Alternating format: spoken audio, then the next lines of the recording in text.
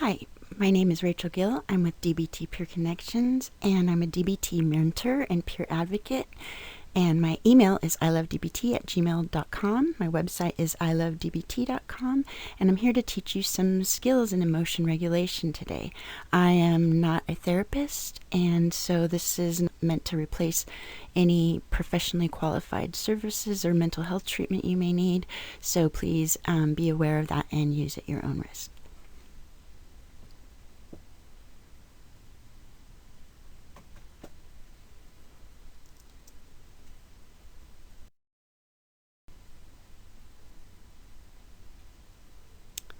In this video, we'll be covering the introduction to emotion regulation skills, and that includes the emotion regulation goals, identifying and labeling emotions, function of emotions, and mindful to emotions.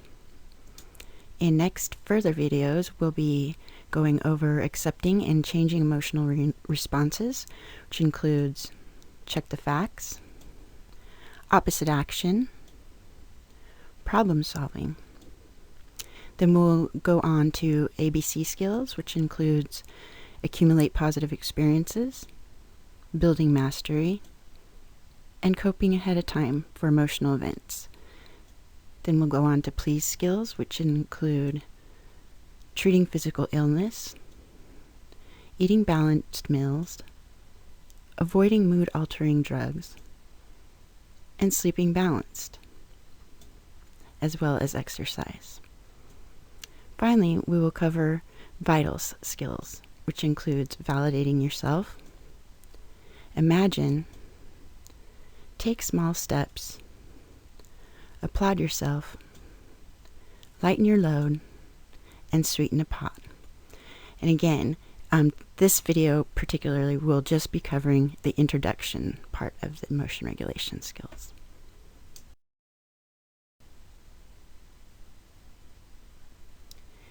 Okay, before we get started with the skills training section, let's do an opening mindfulness practice. And the mindfulness practice we'll be doing today is mindfulness to current emotions. Now, this is a skill we'll be learning at the end of the video, but for now, mindfulness to current emotion is about observing without reacting.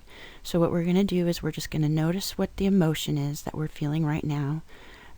So for me, it's kind of like anxiety, a little bit of anxiety because I'm recording. So as we do the practice, I'm just going to observe that anxiety and just look at it like it's a wave coming and going, just watching it as it gets intense and as it goes back down.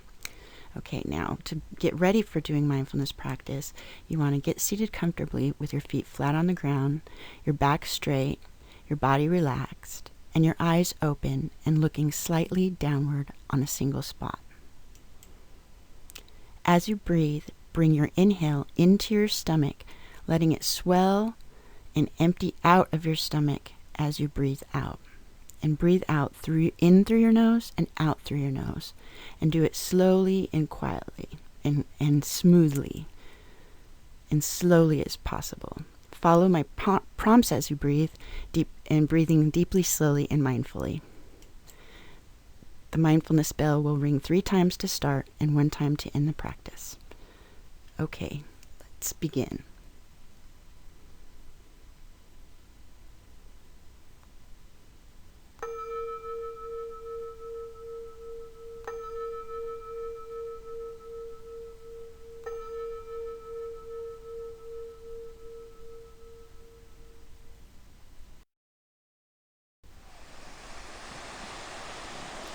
Now, I want you to ask yourself, what is the emotion that I'm feeling right now? Now, picture that emotion. Now, just observe that emotion. What does it feel like in your body? Imagine that you're riding on this emotion like a wave, and you're just going with it. If it's intense, then you feel it or watch it swell without responding to it. If it's ebbing and the wave is going out, then just notice how the intensity is lessening. without responding. Breathing steadily and slowly, in and out through your nose, deeply. Observing your emotion mindfully without reacting to it, riding the wave.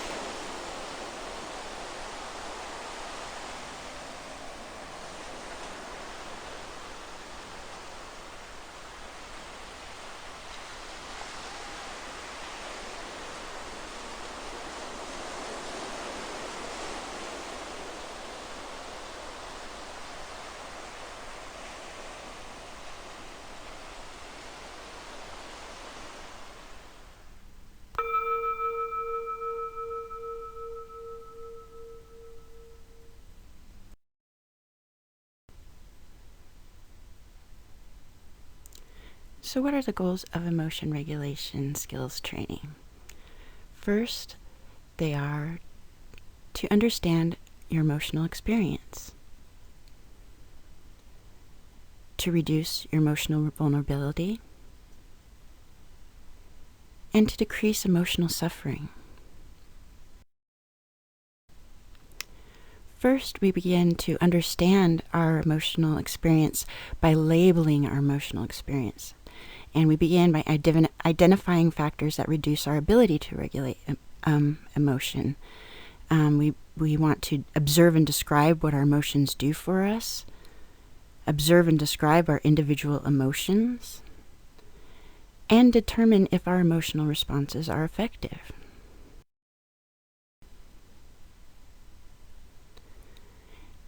And next we want to reduce our emotional vulnerability.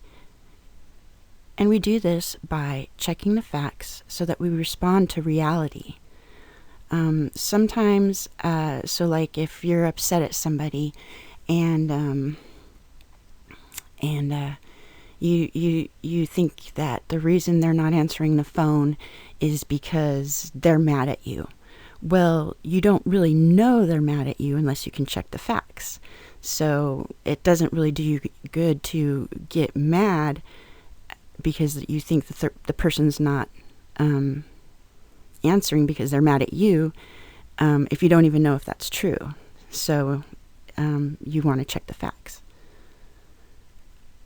Then you want to also reduce a sensitivity through opposite action. So if, let's say, you find out that the person you're calling is not upset at you, or your facts are not straight. So then rather than reacting with anger, you might want to do the opposite of anger and think about, okay, well, okay, let me think about this first. Let me use a different example. Okay, so let's say you're really upset at somebody, but the facts say that it's not appropriate for you to be upset with somebody. So the opposite action of being angry would be to envision what it's like to be in that person's shoes, or approach them kindly, instead of with anger. That would be an example, but we'll go into that more later on. And to change situations that cause painful emotions. So if you don't respond well to situations where you feel abandoned, then it's good for you to get out of situations where you may feel abandoned. So like if your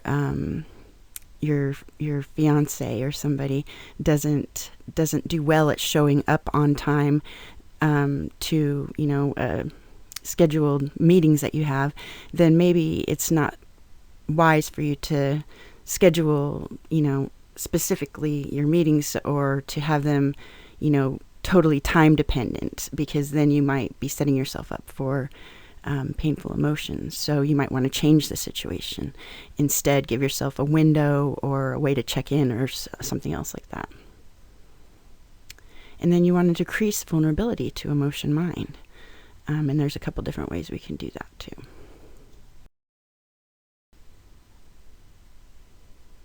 So reducing emotional intensity of unwanted emotions, you can manage extreme emotions to keep things from getting worse. And allow yourself to experience painful emotions without resisting or reacting to them, to let go of suffering. So sometimes emotions that we don't want are healthy for us to process, like grief. Nobody wants to be sad, but when we lose somebody, it's healthy for us to grieve when something is lost. And if we don't, then we never get to actually fully process that emotion and let go of that emotion. So we may, if we avoid grief, then what we'll do is we'll go through this process of starting and stopping grief that goes on and on infinitely. So then we end up suffering a whole lot more than if we just would allow ourselves to experience the grief in the first place. Now, what are some of the factors that are reducing emotion regulation? There's biological consequences, lack of skills, reinforcing consequences, rumination and worrying, and myths about emotion. Now, biology relates to biological factors that may make emotion regulation harder. So for like me, I'm somebody who's just naturally emotionally sensitive and emotionally reactive. So, that makes it harder for me to regulate my emotions right off the bat because I feel things way more intensely. And it's a lot harder for me to modulate my emotions once I'm prompted. There's lack of skill. Maybe you don't know what to do to regulate your emotions. Before I got into DBT, I had no idea what to do to regulate my emotions. So I used, self-harming behavior. And that, while it may have had its function at the time, in the end, it wasn't a feasible answer in the long run because it only perpetuated more suffering in the long run. Then there's reinforcement of behavior. Your environment reinforces crisis generating. So let's say if you get really emotionally upset and you're trying to communicate that to, loved ones, and they just ignore you and they ignore you and they ignore you. And then finally let's say you decide to hurt yourself, or attempt suicide, and then all of a sudden you get all this attention from your family who's really concerned, like, oh my gosh, something really, this is really important because they my loved one just tried to hurt themselves or commit suicide. So the downside of that is that because it takes extreme responses for you to get your environment to pay attention to what you're trying to say, it encourages you to do the dysfunctional behavior in the future, whether you're aware of it or not, just because it works, So so having an environment like that only responds in extreme situations helps reinforce crisis generating. And then if you're mood reactive, your current mood controls your reactions to situations. Now, this is me. I'm very mood reactive. It doesn't matter. The situation can be the same, but if my mood is different, then my response to the situation is going to be different. So if one day, let's think of an example. So let's say one day it doesn't bother me if somebody's talking about, saying things about people being crazy, then that might, if I'm in an okay mood, then I might not be upset by it.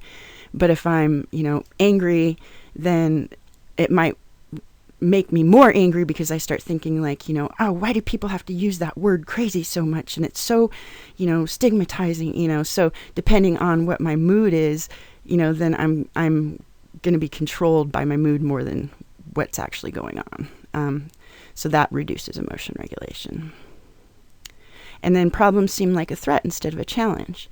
So, when, especially when I'm feeling like rejected by someone I love, instead of just looking at it like, this is something that can be learned from, my immediate response is, you don't love me, or you hate me, or, thinking that it has something to do with me at the core of who I am, which, reduces my ability to regulate emotions. And then if you don't really want to put the time into an effort necessary to solve your current problem. So, sometimes if I'm really, really dysregulated, I just don't feel like even solving the problem. So that makes it even harder to apply emotion regulation skills.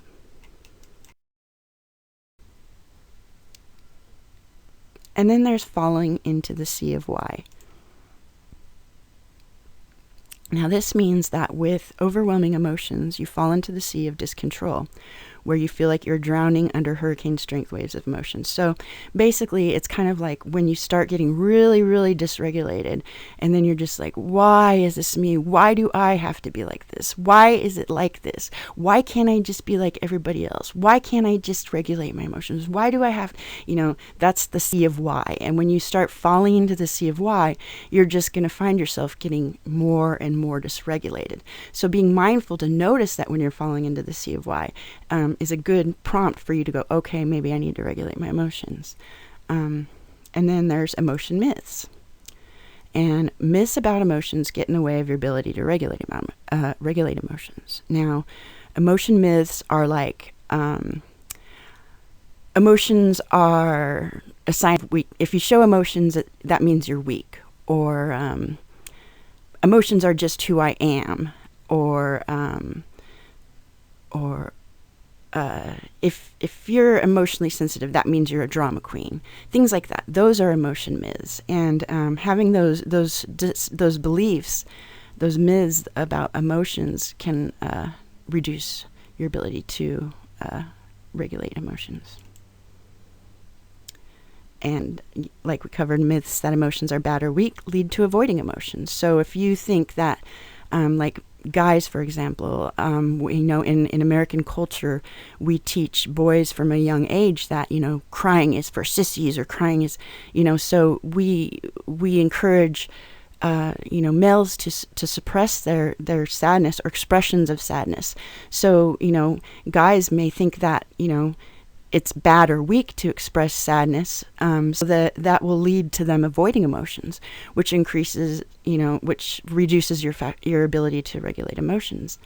And so that's not fun. And then myths that extreme emotions are necessary or part of who you are. So, if someone tells you you're just a drama queen, that's just the way you are.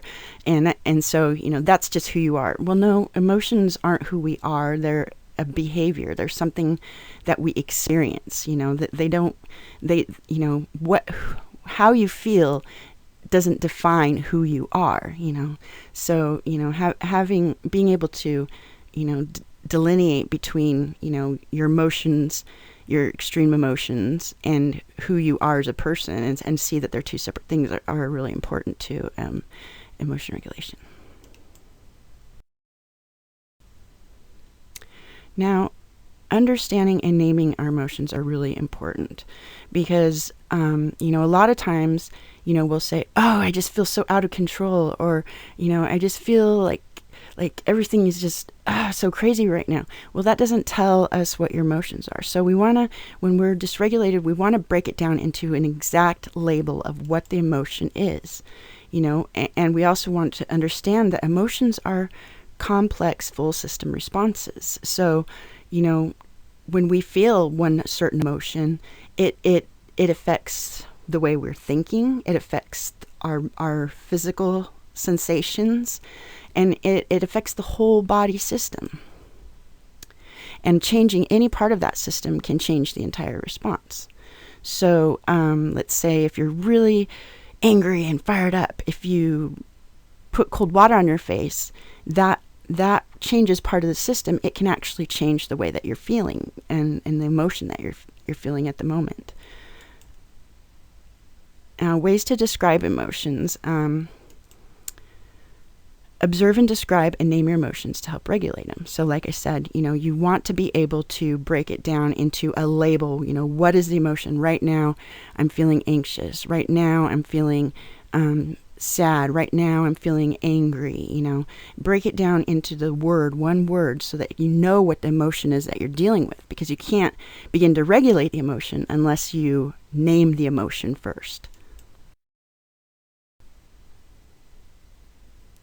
So here's some examples of ways to describe emotions. There's fear, anger, shame, guilt, disgust, happiness, sadness, envy, love, and jealousy. Now, see if you can come up with like a different word for each one of these emotions, so that you can have a few different ways of describing emotions. Like for fear, you might say, or for anger, frustration, for happiness, joy, and so on. And, practicing finding different words for, one emotion will give you a more broader and more exact way to describe your emotions, which increases your skillfulness in emotion regulation. Now we're going to talk about functions of emotions. Now, we wouldn't have emotions if they didn't have a purpose. So, sometimes people might say, gosh, I was feeling that way and there was absolutely no reason for it. That's an emotion myth, because there's always a reason for the way that you're feeling. You may not know it, but there's always a reason. Otherwise, you would not feel it. So you may not like your emotion, it may not seem like it makes sense, but anytime you're feeling an emotion, there is some reason that you're feeling it. So we need to learn how to understand that first and then respect that. And regulating emotions does not get rid of emotions. So, you might want to regulate your emotions because you're feeling, upset. Well, just because you're upset or angry doesn't mean that, using your emotion regulation skills is going to necessarily get rid of the anger. So you want to be aware of that. And you also want to know that we need emotions. Emotions are important to how we communicate to ourselves and others. And it's intrinsic to who we are as humans. So, understanding that emotions have a function and a purpose and an importance in our life is super important, and something that I think has been sort of downplayed in our society, where emotional expression outside of joy and anger is pretty much kind of discouraged.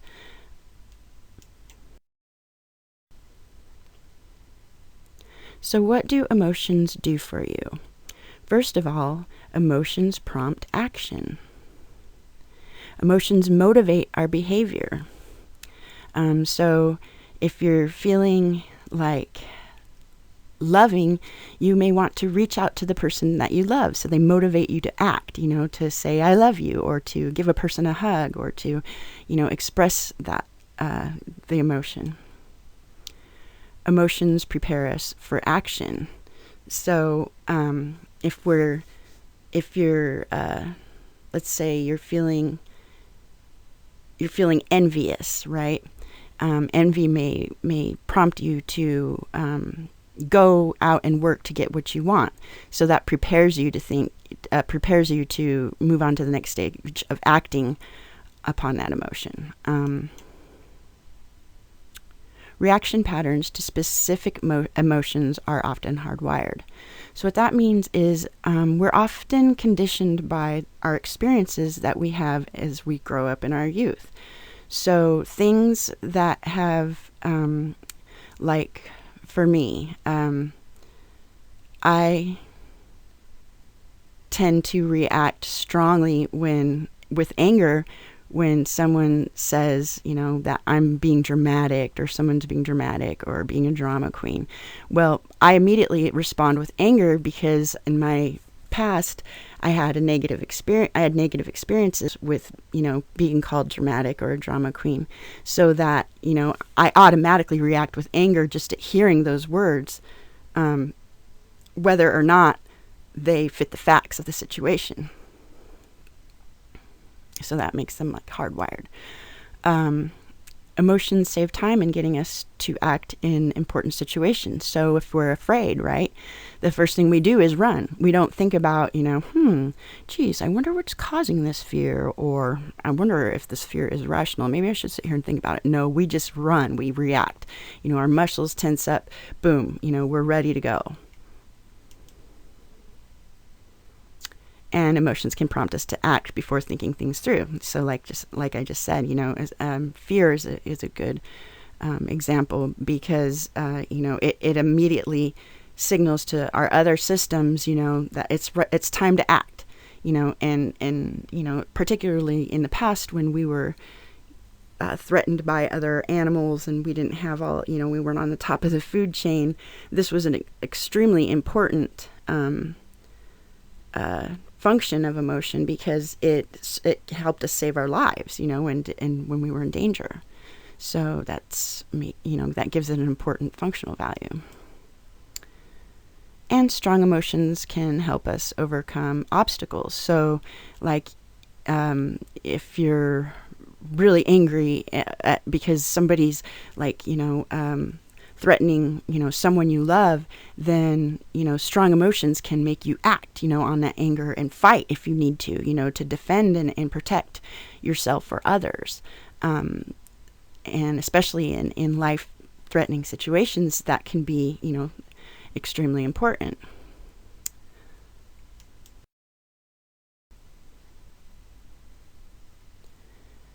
Now, emotions also communicate to and influence others.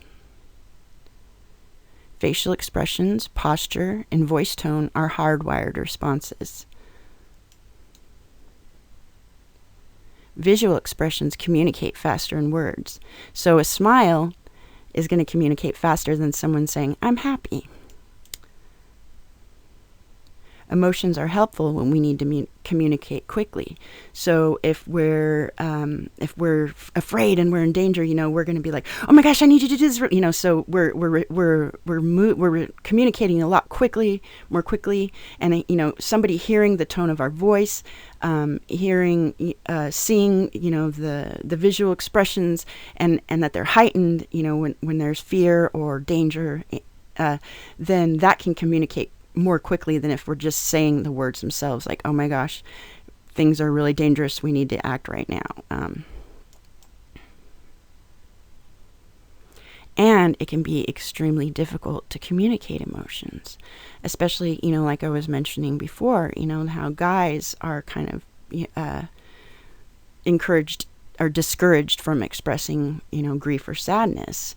That makes it difficult for them to communicate, a lot of them to communicate emotions. Or, if you were taught that, that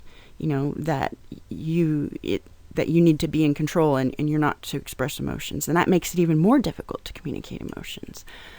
So in American society particularly, there's a lot of discouraging around, unpleasant emotions or expression of unpleasant emotions. So it makes it difficult for us to communicate them because we're worried about, being judged or maybe even judging ourselves. And whether we intend to or not, our emotions influence others. So how we're feeling and how we project that influences others, whether we like it or not. And it's just wise to be aware of that function of emotion.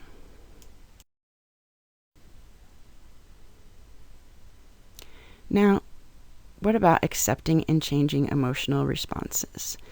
Well, we covered in the beginning mindfulness of current emotions, which is a skill used for tolerating unpleasant emotional responses that are healthy to process and important to experience, like grief, for example, was one that we used. And then there's check the facts. Check the facts is about checking the facts of a situation to determine if unwanted emotional responses are healthy to process or more effective to change. So if the facts fit the situation, you want to experience the emotion and be mindful to it. And if it doesn't fit the facts, then you want to either change the emotion or change the way you feel about the emotion. And the way you can change emotion is by using opposite action. Now, opposite action is acting opposite to emotional urges that do not fit the facts of a situation to change ineffective and unwanted emotional responses. So, for example, the other day I was on the phone with a customer service person about, my prepaid phone card, right? I was trying to put money on it, and they would only accept, so much, and they would only accept $10 increments, and I only needed to put $5 on there to activate it. So I was getting really upset because the lady was saying, I can't do anything.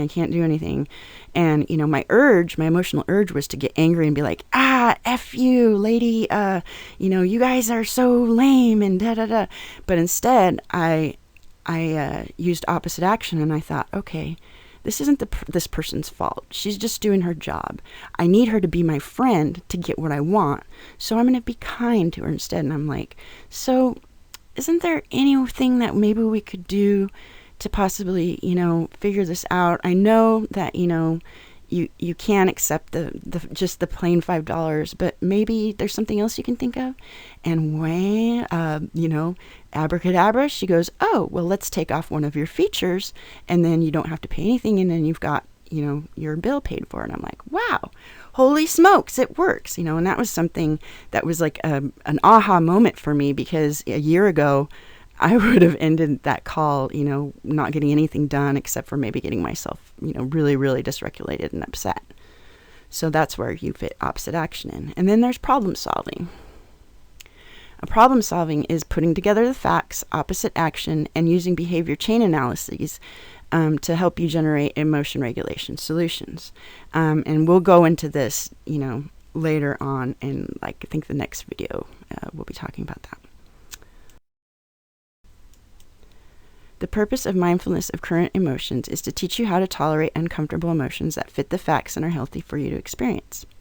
Now, the steps to doing this are: observe your emotion as a wave, rising and falling, coming and going. Step back and just notice the emotional experience without blocking it. Experience the emotion without amplifying or holding on to it. And for mindfulness of current emotions, practice mindfulness of body sensations. Use this skill when overwhelmed by emotions. Notice where emotions cause sensation within your body. Describe the sensations emotions cause in your body. So like if you're anxious, you might notice clenched jaw, hunched shoulders, pain in stomach, or tensed calves. You describe the sensations in your body that the emotion causes, and that's practicing mindfulness of your current emotion. And then experience the sensations as fully as possible. Really feel them. Go into the part of the body that the emotion is influencing, and really feel what that feels like. Fully, and bring all of your attention to it. Now remember, you are not your emotion. Do not necessarily act on your emotional urges. So you always want to be aware of your emotional urges and identify them. Like, oh my gosh, I'm angry. I have the urge to just totally yell and scream. So notice that urge, but don't necessarily act on it. Remember times when you've felt different. Like, okay, I may be like really angry right now, but there's times when I haven't been so angry, or I've been happy, or remember times when you felt different.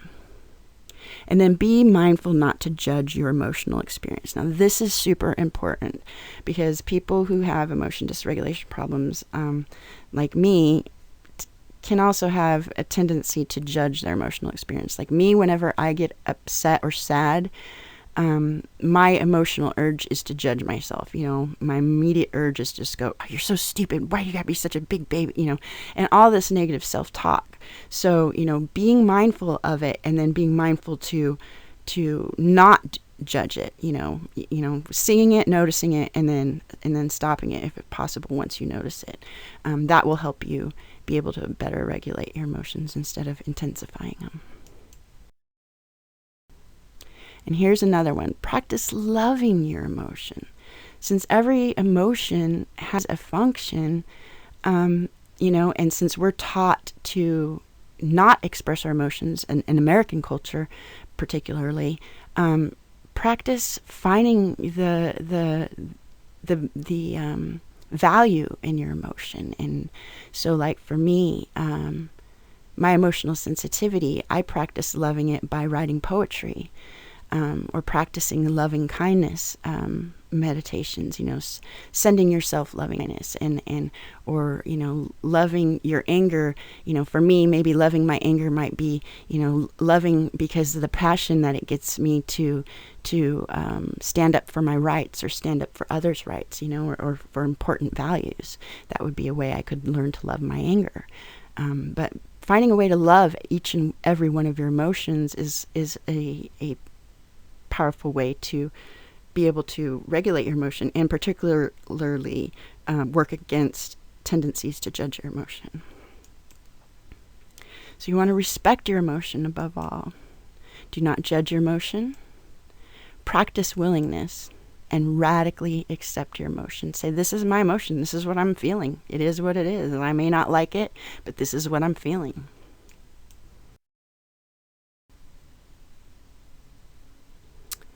Well, that concludes our introduction to emotion regulation skills training. And I hope you've got a good foundation of where we're going to be going. And if you want to get a hold of me, please contact me at the information you see on the screen. And otherwise, I look forward to getting back to skills training with you in our next video, continuing emotion regulation skills training. And that should be coming at you soon. Thank you.